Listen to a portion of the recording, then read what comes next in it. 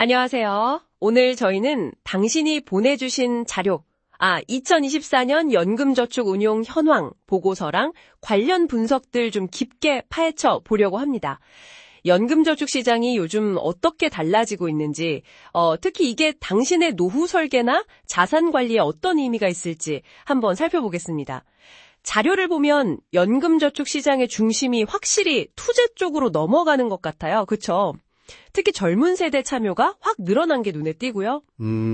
근데 또 동시에 소득 수준별 격차라든가 생각보다 평균 연금 수령액이 낮은 문제도 있더라고요.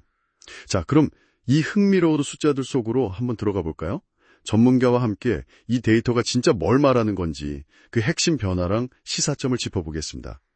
당신에게 꼭 필요한 정보가 뭔지 같이 찾아보시죠. 2024년에 연금저축 적립금이 178조 6천억 원으로 꽤 늘었는데 여기서 연금저축 펀드가 무려 37.9%나 급증했어요. 이게 전체 증가분 10.8조 원을 넘어서는 11.1조 원이 펀드로 몰렸다는 건데 반면에 연금저축 보험은 0.1조 원 증가에 그쳤단 말이죠. 와, 이 차이가 정말 극명하네요. 이게 단순히 수익률 때문만일까요? 네, 아주 중요한 포인트인데요. 이건 뭐랄까, 단순히 상품 선호도가 변했다기보다는 투자 패러다임 자체가 바뀌고 있다는 신호로 봐야 합니다. 안전자산 위주에서 좀 더 적극적으로 수익을 추구하는 쪽으로요. 실제로 수익률 차이도 상당했죠. 연금저축 펀드가 연 7.6%였거든요. 7.6%요? 네. 보험은 2.6%였고 IRP도 5.9%였으니까 펀드가 월등히 높았습니다. 와, 거의 3배 차이네요. IRP보다도 높고요. 그 이유 중 하나가 연금저축 펀드는 투자 한도 없이 100% 실적 배당 상품 투자가 가능한데 IRP는 위험자산 투자 한도가 70%로 제한되어 있거든요. 그 점이 영향을 미쳤다고 볼 수 있죠. 판매 채널도 보면 아직 보험사 비중이 크긴 하지만 금융투자회사가 정말 빠르게 성장하고 있습니다. 아, 그렇군요. 그런데 정말 놀라운 건 20세 미만 가입자가 66%나 급증했다는 거예요. 이건 보통 부모님들이 자녀 이름으로 미리 가입해 쓰는 경우일 텐데 어떤 의미가 있을까요? 맞습니다. 이게 또 하나의 중요한 변화인데요. 단순 노후 대비를 넘어서서 자산을 다음 세대로 이전하는 일종의 증여수단으로 활용되기 시작했다는 거죠. 아하. 평생 소득 개념이 중요해지면서 젊은 부모 세대가 자녀의 아주 먼 미래를 위해서 그 복리 효과를 극대화하려고 장기 투자에 나서는 경향이 뚜렷해지고 있어요. 그리고 그 10년간 2천만 원까지 가능한 비과세 증여 한도를 활용하는 측면도 있고요. 그렇군요. 장기적인 안목에서 접근하는 거네요. 하지만 좀 아쉬운 점도 있어요. 연소득 4천만 원 이하 가입률은 1.5%인데 1억 원 넘는 분들은 50.7%나 가입했더라고요. 이 정도 차이면 세액공제 혜택이 고소득층에 너무 집중되는 거 아니냐 이런 생각도 들 수 있을 것 같은데요? 네, 그 점은 분명히 풀어야 할 과제입니다. 여전히 고소득층 중심의 세제 혜택 상품이라는 인식이 강한 게 사실이죠. 그런데 사실 더 큰 문제는요, 평균 연금 수령액이에요. 이게 연 295만 원, 그러니까 월 평균 24만 6천 원 수준으로 오히려 전년보다 줄었습니다. 아, 줄었다고요? 네. 그리고 전체 가입자 중 84.1%가 연 500만 원 이하를 받고 있어요.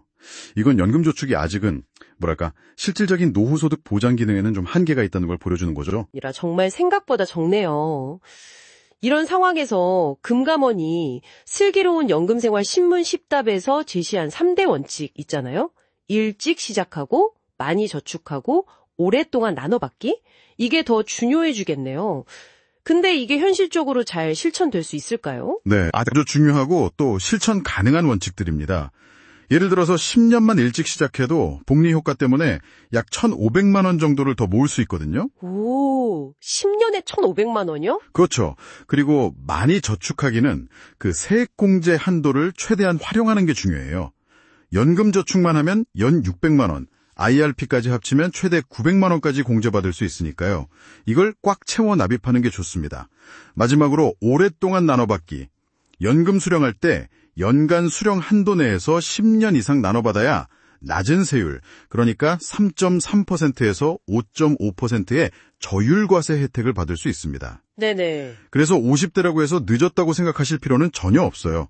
보통 소득이 가장 높은 시기이기도 하고 아직 투자 기간도 충분히 확보할 수 있으니까요. 그렇군요. 늦었다고 생각할 때가 진짜 늦은 건 아니라는 거네요. 결국 많이 저축하려면 어떤 상품으로 불려나갈지가 관건인데 아까 말씀하신 펀드와 보험, 이 선택의 기로에 서게 되잖아요. 어떤 기준으로 고르면 좋을까요? 펀드는 아무래도 직접 운영해야 하는 점이 있지만 그만큼 높은 수익을 기대해 볼 수 있고요. 보험은 안정적이고 관리가 편하다는 장점이 있지만 수익률은 상대적으로 좀 낮죠. 만약에 투자 경험이 좀 부족하시다면 요즘 많이들 하시는 TDF, 그러니까 타겟 데이트 펀드가 좋은 대안이 될 수 있습니다. 아, TDF요? 네, 은퇴 시점에 맞춰서 자동으로 위험자산 비중을 줄여주니까요. 좀 더 안정적으로 운영할 수 있죠. 그렇군요. 그럼 중도 인출은요? 급하게 돈이 필요할 때 뺄 수는 있나요? 가능은 합니다. 그런데 가급적이면 피하는 게 좋죠. 왜냐하면 세금 부담이 커요. 세액공제를 받은 원금하고 운용 수익에 대해서는 기타 소득세 16.5%가 부과되거든요. 16.5%면 꽤 높네요. 그렇죠. 다만 세액공제를 받지 않은 원금 부분이나 3개월 이상 요양 같은 법에서 정한 부득이한 사유가 있을 때는 낮은 연금소득세율 3.3에서 5.5%로 인출할 수 있습니다. 아, 예외는 있군요. 알겠습니다. 오늘 이야기를 쭉 들어보니 연금저축시장은 확실히 투자 중심으로 빠르게 바뀌고 있고 젊은 세대의 조기 참여가 늘면서 장기 투자의 중요성이 더 커지고 있는 것 같습니다. 세제 혜택을 잘 활용하는 그런 전략적인 접근이 중요해 보이네요. 맞습니다. 그런데 동시에 그 낮은 평균 수령액이나 소득 계층 간의 격차는 여전히 우리가 함께 고민하고 풀어가야 할 숙제입니다.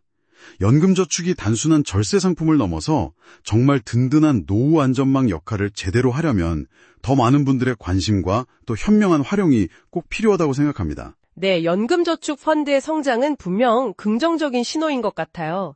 그렇다면 여기서 한 걸음 더 나아가서요. 당신의 연금 포트폴리오는 지금 시장 변화와 당신의 장기적인 재정 목표에 잘 맞춰져 있는지 한번 점검해 보시면 어떨까요?